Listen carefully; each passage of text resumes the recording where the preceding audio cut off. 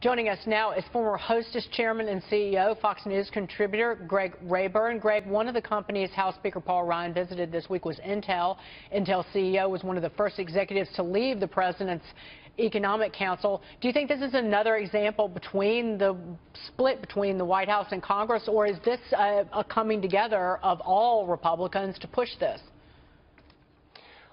Hey, Dagan, I think it's interesting to me. I get the fact that the president is out pushing this topic. I think that's a great thing to do with his base, and I think that's a great use of his time because it's an important piece of legislation.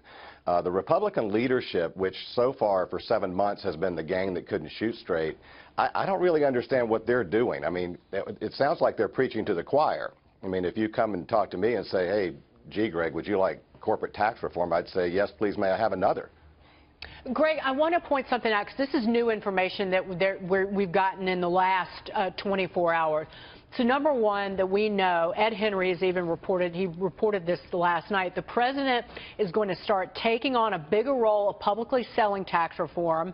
Round one will be a rally in Missouri next Wednesday with more to come.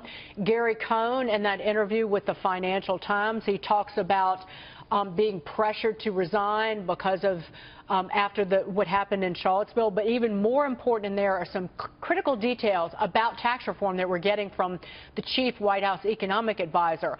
On the personal side, Gary Cohn says we have protected 3 big deductions: charitable, mortgage, and retirement savings. These are critical details. And I think that if you put all of this together, it shows, call it a cohesion between at least the energy in the White House and the energy in Congress to really push this reform through. Does that give lift to markets?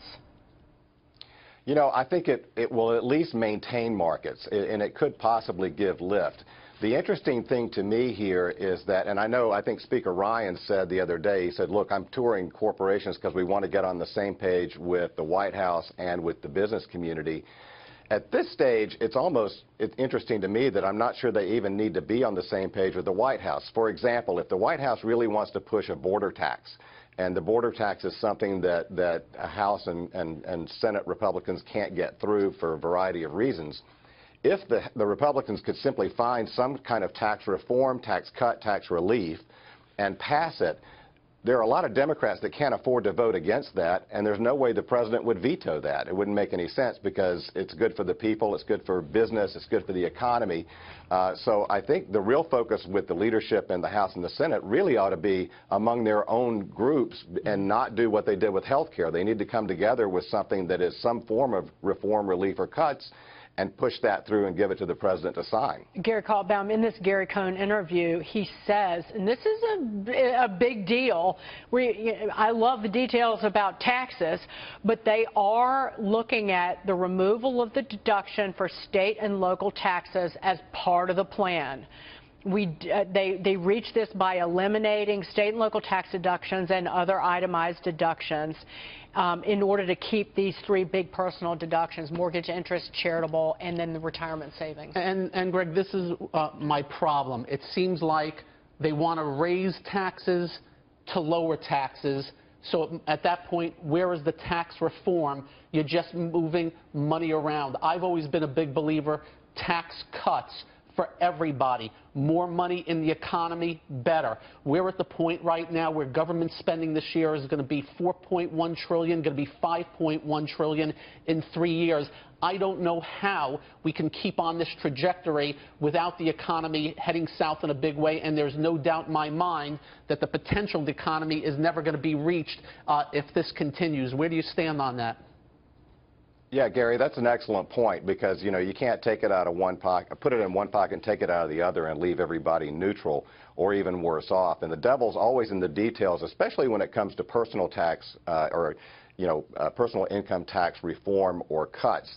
There's 2 pieces to me, though. The corporate side, I think, is the bigger driver of economic growth. I don't think anybody could argue that our corporate tax system is out of step, as even Ryan said at Boeing and Intel. You know, it's out of step with the rest of the world. Those types of cuts are specifically geared to drive job growth, and I think there can't be anybody, Democrat or Republican, that doesn't think that that's a great idea. when it comes to individual income tax reform, I've maintained all along that's not quite as important as the corporate side. In other words, if you could only get corporate done, you should get that one done first. Well, on the personal side, on the devil is in the details. Well, on that note, Greg, Brian, you can jump in here. Gary Cohn is saying we are focused on reducing the corporate tax rate. Right now you have a high rate, but a lot of companies using deductions. What we're trying to do is get everybody to pay the same lower rate. It's a big base broadening exercise. Revenue might decline in the medium term, but then it's going to explode for the government. We're going to grow the economy and see substantial growth in revenue. And yet, Greg, when you look at the corporate tax rate reductions, that's where you get a lot of the popular rhetoric around this is just a giveaway to the business community along with a giveaway to the tax cuts for the rich. So it makes a lot of sense economically, but does it make sense politically for the administration to go after corporate, or is it really just about middle-class tax cuts? How do you thread that needle? Well, I think again, I'll go back to the two different pieces. On the corporate side, lower tax rates allow companies to invest. They allow companies to grow. Particularly, I'm a small business owner. All of that and less regulation would allow me to hire more people and grow those businesses. That's straight job growth. I mean, to think that it's a bad political idea, you'd have to think that, well, gee, the CEOs are just pocketing the difference on the tax reductions, and I think that's a little ridiculous, that rhetoric.